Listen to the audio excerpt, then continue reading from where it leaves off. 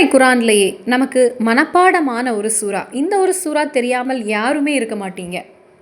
இந்த சூறா ஓதும்போது நாம் அறியாமலேயே நமக்கு பிரதிபலன் வந்து சேர்ந்து கொண்டே இருக்கிறது. அந்த ஒரு சூறா எது?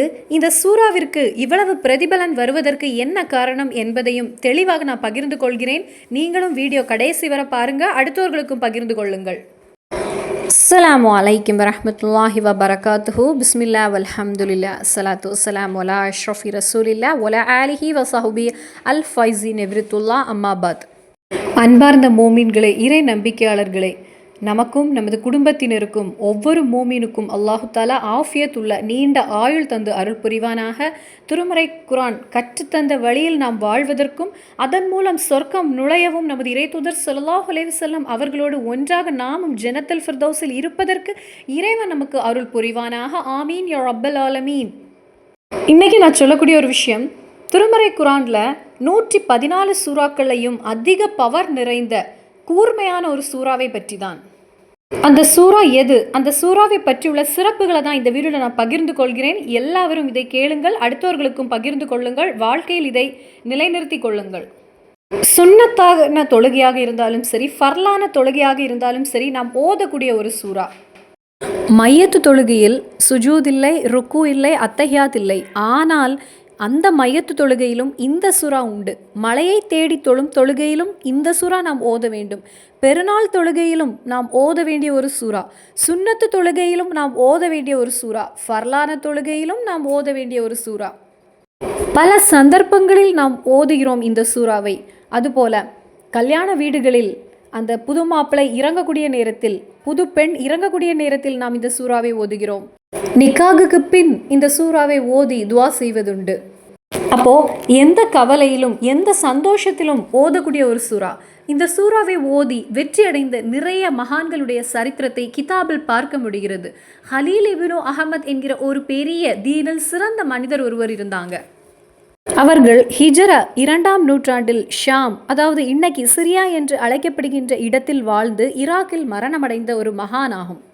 அவர்களுடைய பெயர் கலீல் இப்னு அஹமத் என்பதாகும். அவர்கள் மரணமடைந்து 2-3 நாட்களுக்கு பிறகு அவருடைய ஒரு நெருங்கிய நண்பர் மரணமடைந்தவரை கனவில் கண்டிருக்காங்க.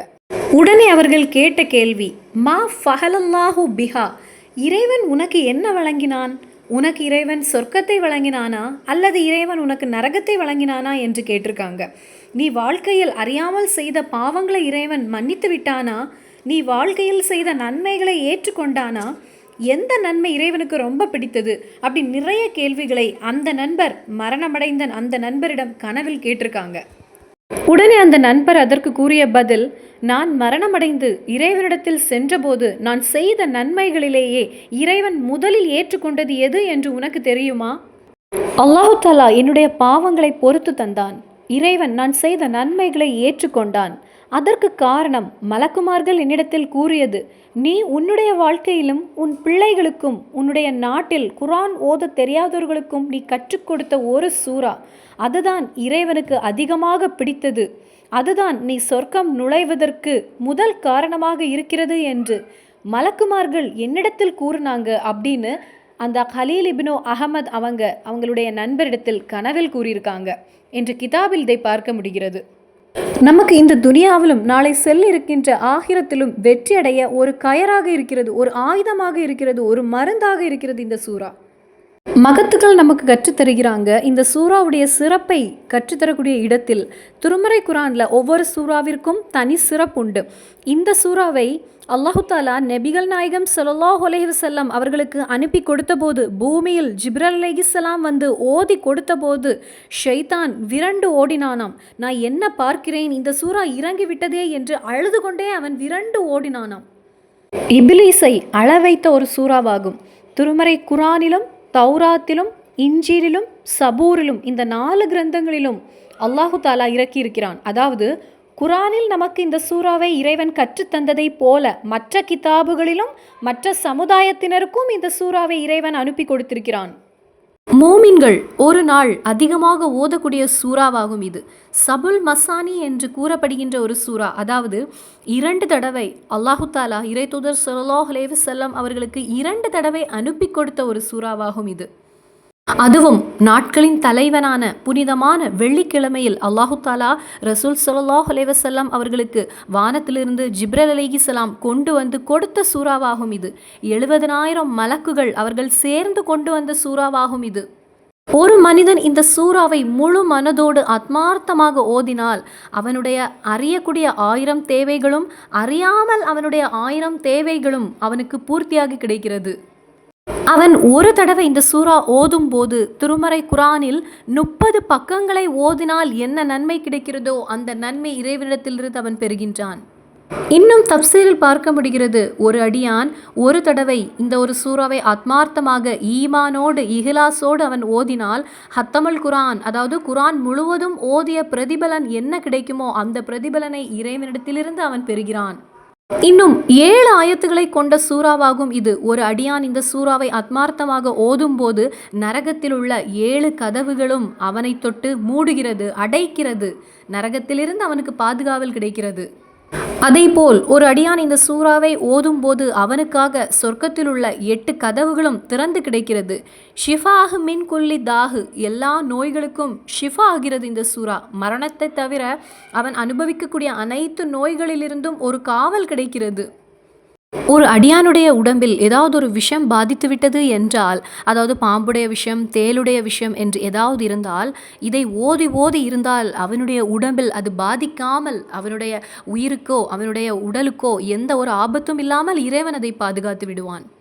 ஒரு நோய் பாதிக்கப்பட்ட ஒரு நபருடைய அருகிலிருந்து அந்த நோய் குணமாகாமல் இருந்தால் அவருடைய அருகிலிருந்து 41 நாட்கள் இந்த சூறாவை நீங்கள் ஓதினால் அற்புதமாக அந்த நோய் குணமாவதை உங்களுக்கு பார்க்க முடியும். அதேபோல் ஹாஜத்துகள் நிறைவேறி கிடைக்க இதைவிட சிறந்த ஒரு பொக்கிஷமான சூறா மருந்து வேற கிடையாது.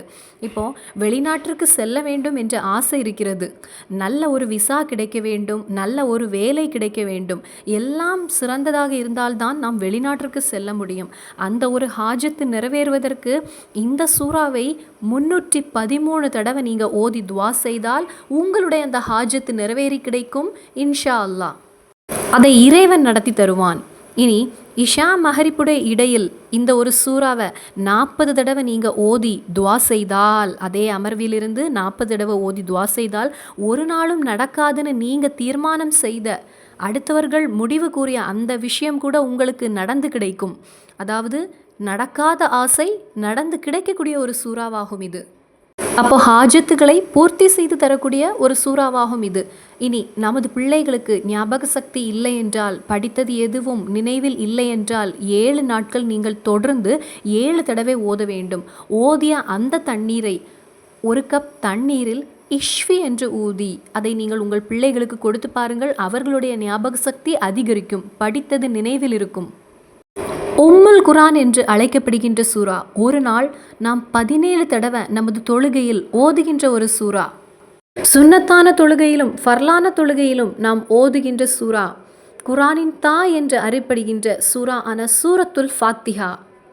உங்களுடைய ஹாஜத்துகள் நிறைவேறுவதற்கு நீங்கள் ஏதாவது ஒரு பிரச்சனை நினைத்து பயந்து கொண்டிருந்தால் தஹஜத்துடைய நேரத்தில், அதாவது நீங்கள் சஹருக்கு எழும்பக்கூடிய அந்த நேரத்தில், இப்பொழுது ரமலான் மாதத்தில் நமக்கு சிறந்த வாய்ப்பு, அந்த நேரத்தில் எழுந்து கொள்ளுங்கள். தஹஜத்துடைய 2 ரக்காத்தை தொழுது கொள்ளுங்கள். அதன் பின் அந்த இடத்திலிருந்து 41 தடவை ஓதினால் எந்த பிரச்சனையிலிருந்தும் உங்களுக்கு தப்பிவிடலாம்.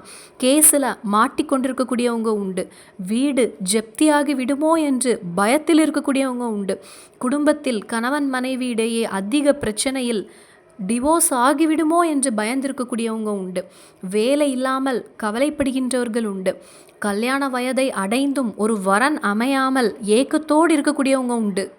இப்படிப்பட்ட கஷ்டங்கள் விலக ஃபஜருக்கு முன் எழுந்து கொள்ளுங்கள்.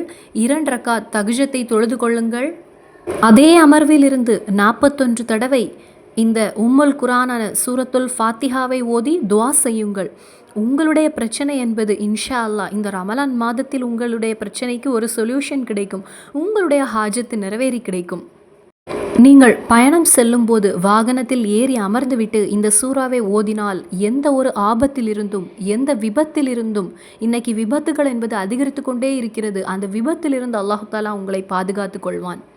வருமானத்தில் ஒரு உயர்வை ஏற்படுத்தி தரக்கூடிய ஒரு சூறாவாகும் இது. இப்போ நிறைய பேர் நினைக்கக்கூடிய ஒரு விஷயம், சொல்லக்கூடிய ஒரு விஷயம், நாங்கள் இந்த சூறாவை அதிகமாக ஓதி இருக்கிறோம், எங்களுக்கு எந்த பலனும் கிடைக்கவில்லையே என்று. நாம் ஃபஜரை தொழாமல், அசரை தொழாமல், ஏதாவது ஒரு தொழுகையை தொழுதுவிட்டு நாம் இப்படிப்பட்ட இபாதத்துகளை செய்யும்போது நமக்கு அதில் எந்த பலனும் கிடைக்காமலே போய்விடும். நமது தொழுகைகளை சரியான முறையில் நிலைநிறுத்தி நாம் இந்த இபாதத்துகளை, இப்படிப்பட்ட அமல்களை செய்யும்போது கண்டிப்பாக பதில் கிடைக்கும். இது அனுபவம் மூலமாக நான் உங்களிடம் பகிர்ந்து கொள்கிறேன். அப்போ நாம் இருக்கக்கூடிய இந்த ரமலான் மாதத்தில் நீங்கள் இந்த அமலை செய்து கொள்ளுங்கள். இந்த சூறாவின் பரக்கத்து கொண்டும் இந்த மாதத்தின் பரக்கத்து கொண்டும் அல்லாஹு தாலா உங்களுடைய ஹாஜத்துகளை பூர்த்தி செய்து தருவான். இன்னும் சந்திப்போம் வேறொரு வீடியோவில். அஸ்ஸலாமு அலைக்கும் வரஹ்மத்துல்லாஹி வபரகாத்துஹு.